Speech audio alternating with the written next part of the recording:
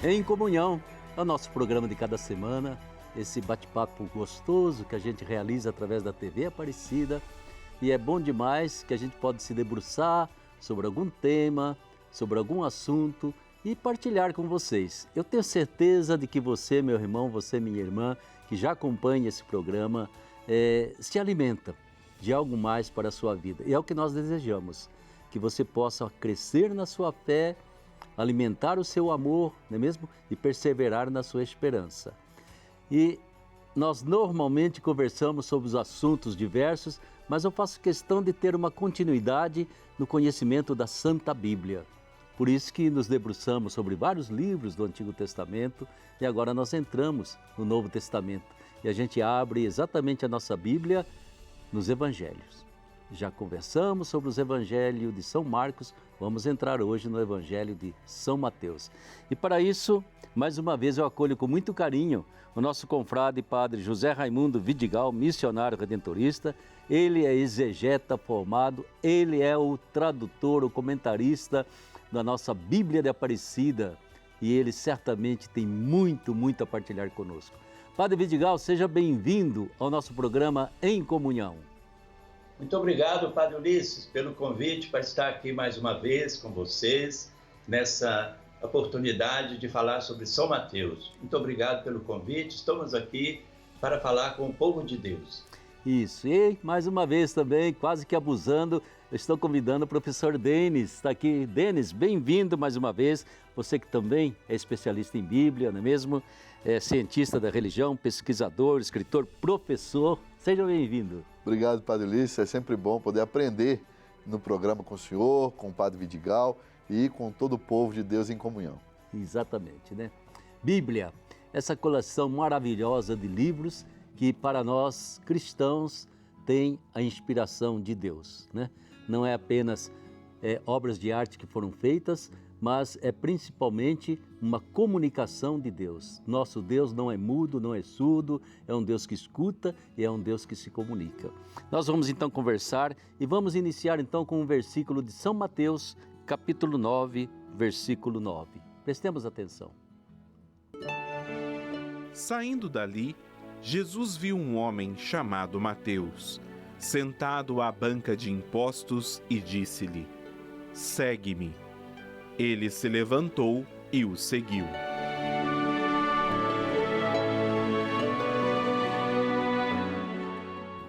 Abrir o Evangelho de Mateus é encontrar-se com um homem muito especial. Eu gostaria que o Padre Vidigal comentasse um pouquinho essa personalidade de Mateus, esse homem que se converteu, essa vocação que gerou tanto para nós. Quem era esse Mateus? O que é isso, Padre Vidigal? É cobrador de impostos? E por que esse homem aparece como sendo um homem meio execrado, meio desprezado pelos religiosos, até pelo povo? Quando a gente ouve essa palavra, que Jesus chamou Mateus lá no momento de cobrar os impostos, lá em Cafarnaum, eu me lembro daquela pintura de Caravaggio, lá em Roma, na igreja de São Luigi dei Francesi, Sim. Quando Jesus aponta para ele e ele se espanta assim: sou eu, o senhor quer o que de mim? Mas ao mesmo tempo ele foi rápido, né, em deixar tudo, ainda deu uma festa para os seus colegas na sua casa, seus colegas publicanos, né, cobradores de impostos, porque ele estava morrendo de alegria, de tanta felicidade de ser chamado por aquele homem que fazia milagres, né? Então Mateus, também chamado Levi, olha que aqui ele se chama realmente Mateus. Os outros evangelistas falam Levi. Ele tinha dois nomes, né? Mas a gente sabe que ele deixou tudo espontaneamente e é o único discípulo aí chamado individualmente. Jesus já tinha chamado Pedro e André, já tinha chamado Tiago e João, os pescadores, né? 4 já tinha. Agora ele é o 5º chamado individualmente, o único no seu evangelho. Esse é o Mateus. Que beleza. Para você, Denis, essa figura de Mateus impressiona? Muito. A figura de São Mateus impressiona justamente por ele ser um cobrador de impostos. Porque o cobrador de impostos, padre, ele não tinha mais lado, vamos dizer assim. Sei. Porque ele era um judeu. mas que cobrava impostos do seu irmão judeu para entregar para os romanos. Então os judeus não gostavam dele. Era um vendido. Justamente, e considerado um impuro, porque tinha contato com os romanos. Só que ele ia lá para os romanos falavam assim, o que você está fazendo aqui? Você é um judeu, você não é um cidadão romano. Então ele não tinha mais identidade. E isso para o judeu é uma coisa muito séria. Porque o judeu, ele cresce aprendendo o quê? Eu faço parte de um povo, eu sou um povo formado pelo próprio Deus, esse povo, eu faço parte dele, tem uma missão. Então, um cobrador de impostos já era alguém sem identidade. E Jesus vai, aponta para ele, o chama e fala assim, ó, me segue, porque assim eu te devolvo a sua identidade de filho de Deus. Eu te devolvo a identidade que você não podia ter perdido. Eu sou o filho de Deus, eu posso te dar isso. Por isso, imediatamente ele passa a segui-lo. Jesus restaura a identidade desse homem, por isso que é impressionante a história dele. Eu acho que Mateus, ele traz para nós essa vocação. Jesus não fazia acepção de pessoas, né? Ele era pecador público, desprezado, talvez até odiado por aqueles de que ele cobrava os impostos, né? Não para o templo, mas para os romanos. A gente pode imaginar o que esse homem, certamente rico, e Padre Vidigal lembrava essa pintura maravilhosa de Caravaggio, né? Jesus chamando aquelas moedas em cima da mesa que o atraíam, porque ele levava vantagem com essa profissão, né?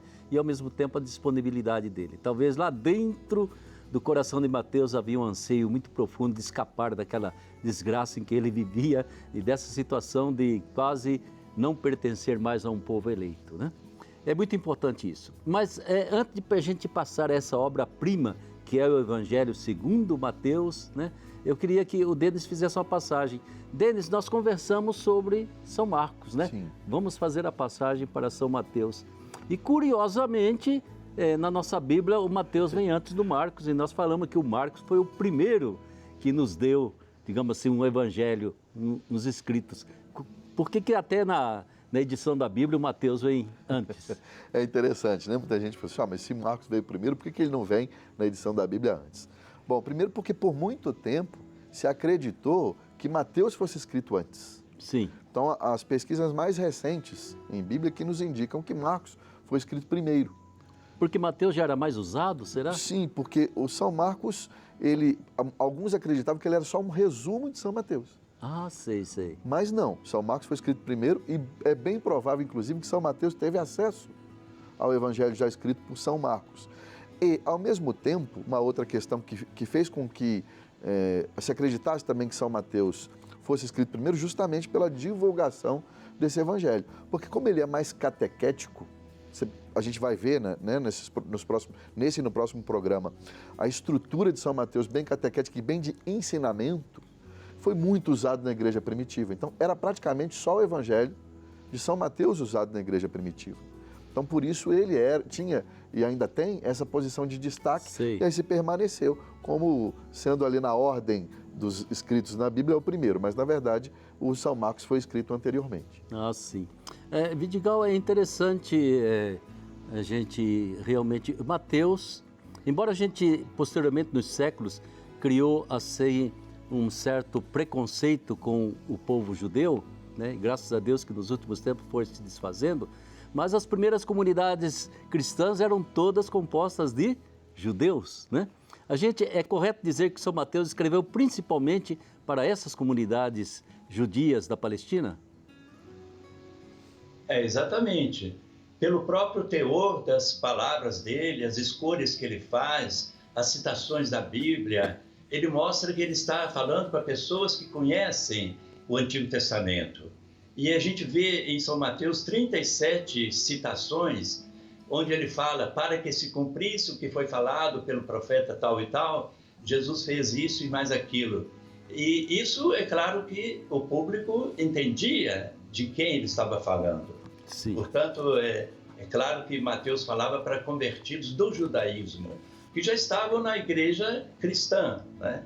Mas estavam precisando ainda de uma nova catequese. Então, o Evangelho não vai ser uma biografia, mas vai ser uma catequese. Por isso, São Mateus caprichou em colocar as palavras de Jesus, né, em 5 discursos, como a gente vai vendo.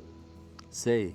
E creio que é importante, então, que certamente o Evangelho de Mateus, a primeira língua teria sido o aramaico. Essa é uma opinião. É. E eu lembro que quando eu estudei, era a opinião mais aceitada, né? Mais Sim. aceita. Agora, acontece que há uma certa dificuldade em entender que houve um original aramaico, porque o Mateus atual é um grego bom, não parece ser um grego de tradução, sabe? Sim. Os especialistas analisam as palavras e veem, isso aqui não é uma coisa traduzida, é um original escrito em grego. Agora, que houve manuscritos em aramaico, é bem possível. Isto é, havia coleções de resumos, né, de palavras, de fatos de Jesus, já preparados antes na língua do povo, que era o aramaico. Certamente, né? A gente nunca pode esquecer de que os evangelhos não nasceram de uma pena, e que foi escrevendo tudo aquilo, nasceram da fé das comunidades, né? As comunidades guardavam aquilo que São Mateus pregava, ensinava, catequizava, né? E certamente muita gente ali na própria comunidade já ia tomando nota. Quem sabia escrever, que era muito raro, tomava nota. Naquele tempo, ainda o aramaico predominava, né? Até que, posteriormente, o grego tomou conta aí de todo aquele Império Romano. Eu creio que é muito importante, Padre Vidigal já fez o que... São Mateus não é biógrafo de Jesus, ele é um catequista. Eu acho que isso é muito importante para a gente não pensar que tudo que ele fala fosse uma sequência da vida de Jesus, desde o nascimento até a morte, e tudo aquilo que ele localiza aqui e ali é exatamente ali que aconteceu. Não, ele quer dar uma catequese. E como é que foi se estruturando essa catequese quando a gente olha para o Evangelho? Como que a gente pode perceber a estrutura do Evangelho?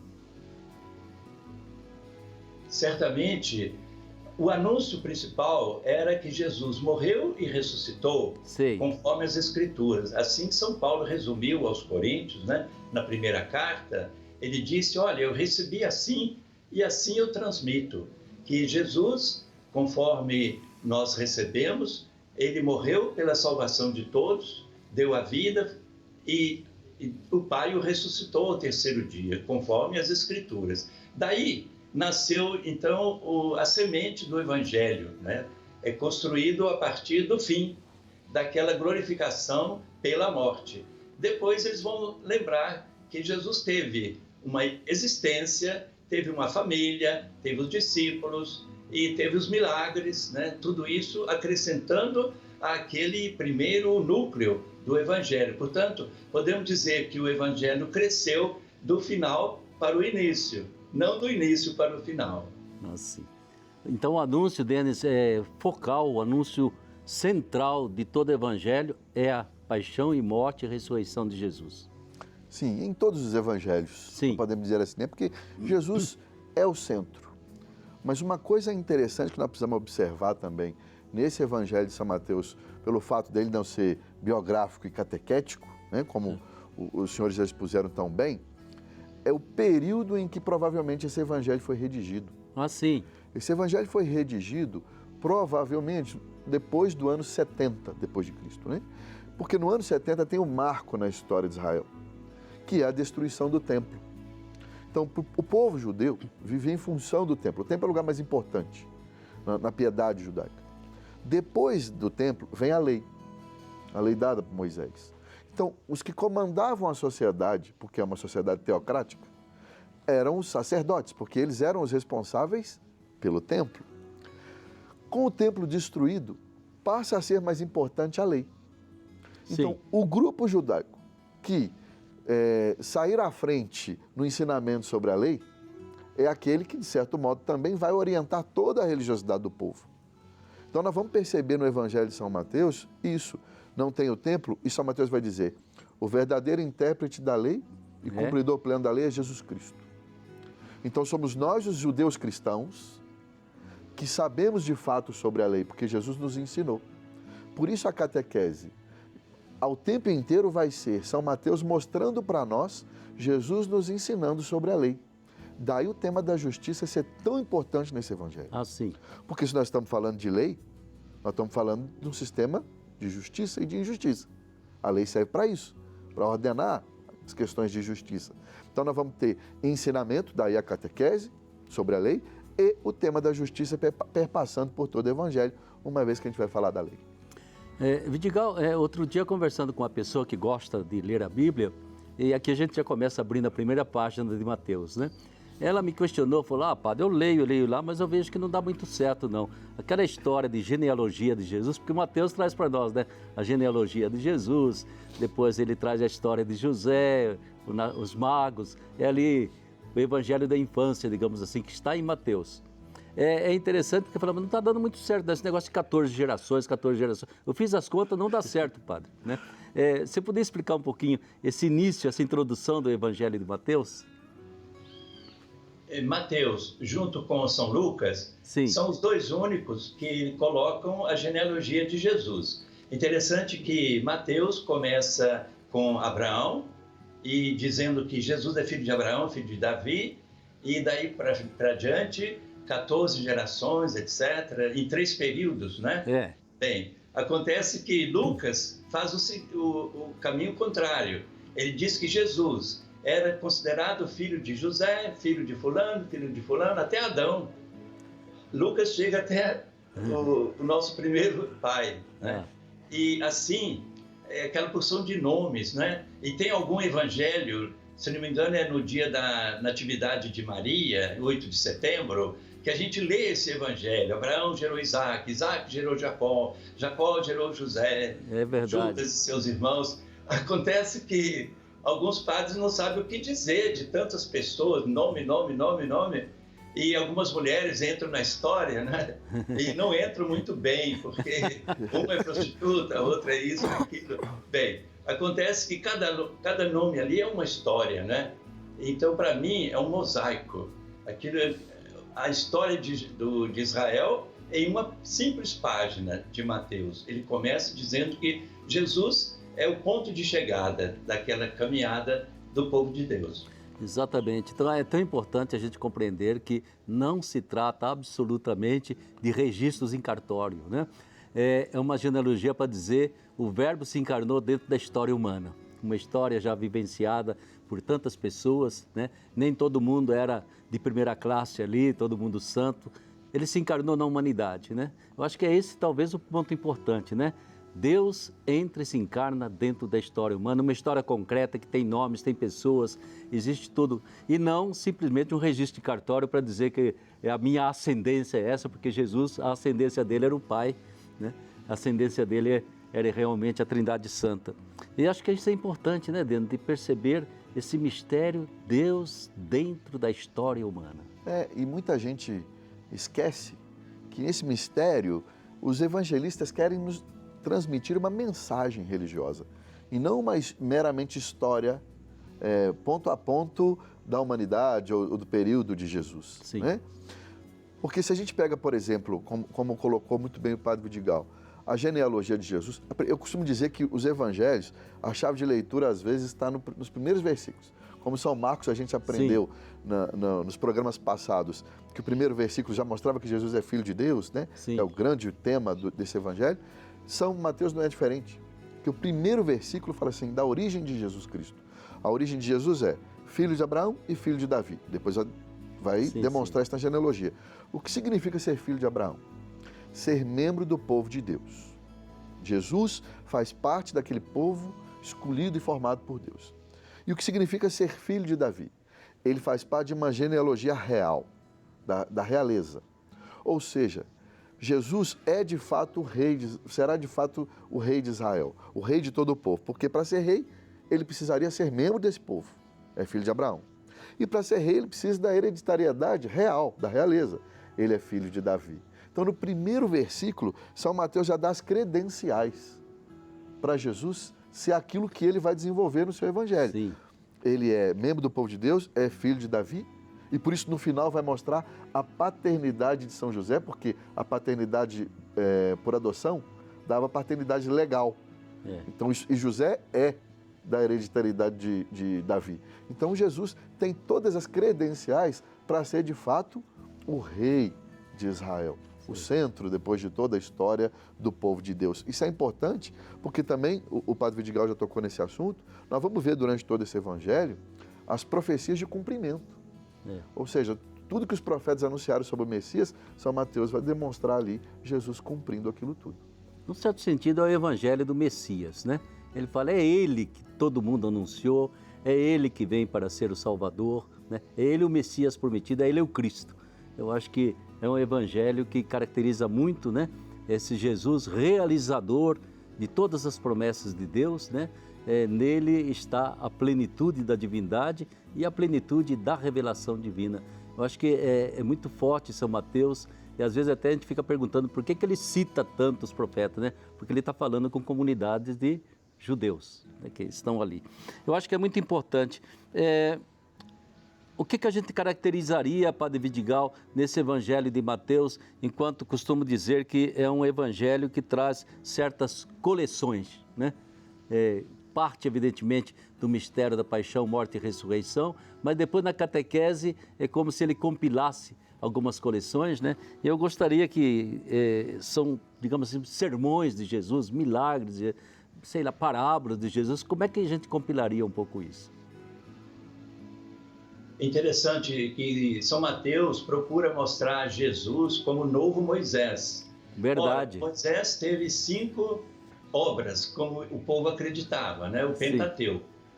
Êxodo, Gênesis, Êxodo, Levítico, Número, Deuteronômio, obra de Moisés. Então Jesus teria também 5 pequenas obras, 5 discursos, né? O primeiro, o Sermão da Montanha, o segundo, o discurso apostólico, etc. Então, nós temos aí Jesus apresentado como mestre da justiça. Como o professor Denis falou muito bem, justiça é uma palavra que inclui muitas coisas, a santidade, o reto proceder, né? O caminho do céu, o caminho da salvação, é pela justiça. Então Jesus fala claramente, se a vossa justiça não for maior que a dos fariseus, não entrareis no reino dos céus. E Jesus é considerado ali como o mestre da justiça, né? Então nós temos esses discursos, certamente uma compilação assim artificial. Jesus não deve ter falado tudo de uma vez, o Sermão da Montanha, né? São tantas coisas ali, bem-aventuranças, as 3 obras de misericórdia, e depois ensinar sobre a oração Pai Nosso, o proceder, não fazer aos outros que não quero que te façam. Tudo isso em 3 capítulos, 5, 6 e 7, com certeza é uma compilação artificial de Mateus, né? Mas ele vai falando que Jesus é o mestre que vai ensinando, né, a grupos diferentes e catequese sempre renovada, né, como as parábolas, e depois ele vai mostrando até o final o discurso escatológico, né? Assim, Mateus é o homem que reuniu mais palavras de Jesus em seu evangelho. É interessante, né? A gente presta atenção e vê como São Mateus, principalmente naquilo que você chama o Sermão da Montanha, né?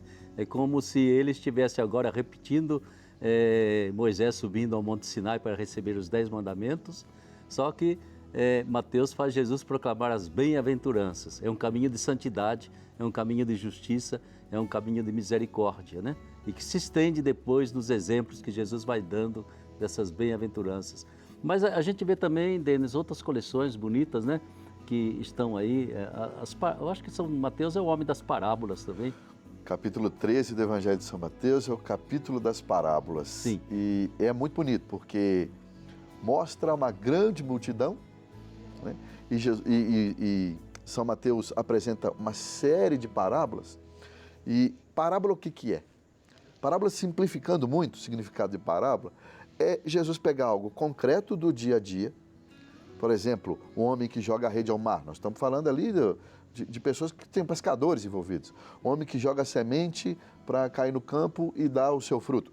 Nós estamos falando de uma sociedade agrária. Então, coisas que as pessoas viam. Entendiam. Algo concreto. Viam, entendiam, mas a partir daquele algo concreto, Jesus explicava algo sobrenatural, algo profundo, o que é o reino dos céus. O reino dos céus é semelhante ao homem que joga a rede ao mar. Então, peraí, a partir de algo concreto, que é o homem que joga a rede ao mar, eu sei o que é isso, eu vejo, eu sou pescador. A partir disso eu consigo entender o que é o reino dos céus. É uma pedagogia brilhante, porque como o senhor mesmo disse, não tinha ninguém escrevendo ali atrás de Jesus. O que ele dizia? Ajudava a pessoa não só a entender o ensinamento, mas também a memorizar. Porque toda vez que ele visse alguém jogando a rede ao mar, ele ia lembrar. Verdade. Então, eram estratégias de ensinamento de Jesus que, além de facilitar a compreensão, também ajudava na memorização. E essas parábolas elas quase que oferecem uma ideia plástica, né, daquilo que Jesus falou, o reino de Deus, o reino dos céus, né, o tempo todo. Mas, Padre Vidigal, a gente pode dizer também que o Evangelho de Mateus é o Evangelho da igreja eclesial? Em duas oportunidades, São Mateus reuniu palavras a respeito do trabalho da missão da igreja, né? Sim. No capítulo 10º, nós temos ali o discurso apostólico, onde ele, depois de chamar os 12, aí dá as instruções, né? Que eles devem ir levando a paz, levando as curas também, porque o reino dos céus se mostra em palavras e em obras. E depois, no capítulo 18, nós temos um outro sermão mais próprio para a igreja, né? O sermão onde ele fala que onde 2 ou 3 estiverem reunidos, eu estarei no meio deles, né? E Jesus, nesse capítulo 18, repete aquilo que ele disse a São Pedro. Tu és Pedro, o que ligares na terra será ligado no céu. E ele fala isso para a comunidade também, no capítulo 18, né? Então ali nós temos a correção fraterna, o perdão como norma do cristão, né? Porque se nós não somos pessoas que perdoam, nós não merecemos o perdão de Deus, né? É o que ele falou no Pai Nosso, perdoai-nos assim como nós perdoamos. Exatamente, né? E nesse sentido, então, ele já propõe determinadas linhas de comportamento do cristão, do seu discípulo, né? Para que tenha autoridade de pregar também. A gente pode dizer que também o evangelho dele é missionário, ele está enviando, não é, Denis? Sem dúvida nenhuma, tem os ensinamentos de Jesus também em um dos blocos, esse envio missionário, né, que ele faz aos seus discípulos, mas aí tem uma particularidade. Qual? Jesus ensina o seguinte, olha, vocês podem ir, devem ir como missionários, mas cuidado, você não pode ir como um certo grupo de missionários existe por aí. Na época, padre, havia aquelas pessoas também que, com diferentes filosofias e religiões, caminhavam por aí dando os seus ensinamentos, mas cobravam por isso. Por isso que Jesus vai dizer a quantidade de túnica, como é que deveria ser, não deveria aceitar o dinheiro, pedir dinheiro, mas devia aceitar a acolhida que recebesse nas casas das pessoas. Então era assim, olha, o discípulo não vai ser maior que o mestre, é o ensinamento de Jesus. Não deve querer ser maior, ou seja, querer fama, querer poder, querer dinheiro, mas deve fazer o que o mestre faz. O mestre vai passar pela cruz, o mestre vai ser perseguido. Então é a imitação completa de Cristo. Não apenas aprender o ensinamento e replicar e ganhar algo com isso, mas é a imitação da vida de Cristo. Ou seja, Denis, já naquele tempo já havia aquilo que hoje em dia nós estamos saturados. Ah, padre, infelizmente. Principalmente devido à internet, rede social, quanta gente pregando que bem entende e quanta gente seguindo, infelizmente, né? E quanta gente pregando que bem entende, enriquecendo com isso, buscando não o que Jesus propõe, que é uma vida nova, mas buscando bens nesse mundo, esquecendo que Jesus propõe algo muito maior que a vida eterna. É muito importante a gente perceber e reler no Evangelho para ter certos critérios, certos filtros, né? Daquilo que nos é apresentado, usando o nome de Jesus e querendo fazer milagres em nome de Jesus e, de fato, faturando em nome de Jesus. Isso é muito importante, né? Há também um aspecto em São Mateus que eu acho assim, muito importante. A gente chama com a palavra teológica escatológico, né? Mas Nosso Senhor, ele pinta bem quais são as consequências das opções que a gente faz durante a nossa vida. Em Vidigal, aquilo que seria um sermão escatológico, o que você comentaria exatamente na proposta de Jesus, que dizer, nada vai ficar sem consequência em termos de bom ou de mal, né? Esse discurso escatológico, ele aparece em São Mateus, capítulo 24, mas abreviado ele também está em São Lucas e também em São Marcos, né? Nos 3 sinóticos. Acontece que a palavra que mais nos impressiona é que Jesus falou que tudo vai acontecer nessa geração. Passará o céu e a terra, mas minhas palavras não passarão. Aí, em Mateus, a gente vê que muitas coisas se referem à ruína de Jerusalém. Como o professor Denis falou, no ano 70, né, no final da Guerra Judaica, que durou lá uns 5, 6 anos, Jerusalém estava extenuada, foi derrotada e incendiada, o templo foi destruído, Jesus falou, não ficará pedra sobre pedra. Muitas coisas Jesus estava falando para aquele tempo, mas ao mesmo tempo ele estava dizendo para a gente se precaver para o final dos tempos, né? Acontece que ali é difícil de separar o que é que Jesus falou para o ano 70 e o que é que ele falou para o final da história, né? É verdade. Uma coisa é certa, vigiai, porque não sabeis o dia nem a hora. É verdade, né? E é importante isso aí, minha gente, porque eu sempre pego esse capítulo e falo, olha, nosso Senhor vai nos avaliar, vai nos julgar, e melhor, Ele já nos deu o que Ele vai perguntar para nós, né? Ele foi bom demais, né? Ele já sabe, estava com fome, me deram de comer, estava com sede, me deram de beber, né? Ah, quando que eu fiz isso? Aquilo que você fez ao menor dos meus irmãos, foi a mim que você fez. Isso é tão importante, estar muito presente diante dos nossos olhos, né? Porque já conhecemos qual será o nosso julgamento e que resposta que eu vou dar. É aquela que eu estou dando hoje, no meu relacionamento com todas as pessoas com quem me encontro, na minha família, no meu trabalho. Nós vamos continuar porque São Mateus é rico demais. A gente vai continuar ainda falando sobre São Mateus no nosso próximo programa. Folheie aí a sua Bíblia, dê uma relida nas várias partes de São Mateus, sabe? Porque é um evangelho rico demais. E sendo proclamado constantemente na igreja, é importante que eu assimile também em minha casa para conhecer com profundidade e com inteligência essa maravilha que Deus nos deu. A sua palavra, a sua mensagem, através de São Mateus. Até o próximo programa, se Deus quiser. Muito obrigado, Vidigal. Muito obrigado, querido Denis. E voltamos com vocês na próxima semana, Evangelho de São Mateus.